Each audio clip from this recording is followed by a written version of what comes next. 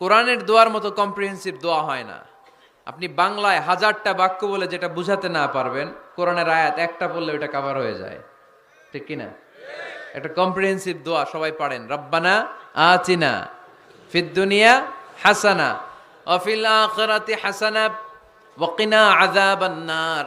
আল্লাহ তুমি দুনিয়ার সব কল্যাণ দাও, আখিরাতেরও সব কল্যাণ দাও, আগুনের আযাব থেকে তুমি বাঁচিয়ে দাও। খেয়াল করছেন অর্থ, নাকি খালি মাথা ঢুলাইতেছেন?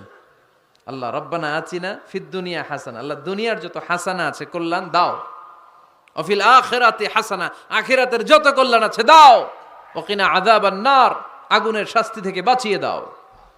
তা আপনি দুনিয়ার যা আছে ওইটাও নিলেন, আখিরাতে যা আছে ওইটাও নাকি নিবেন, তো বাকি রাখছেন কি? আপনি গাছেরটাও খাইবেন, তলারটাও কুড়াইবেন, সবই তো চাইলেন এই দোয়ায়, কোনো কিছু বাকি আছে এই দোয়ায়? ইউসুফের খিলের ভাইয়েরা, এই দোয়াতে কোনো কিছু, কোনো নেয়ামতের কথা কি বাকি আছে?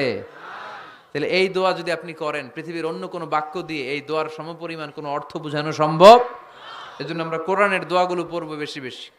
মনে থাকবে? আওয়াজ করে পড়তে হবে ইনশাআল্লাহ।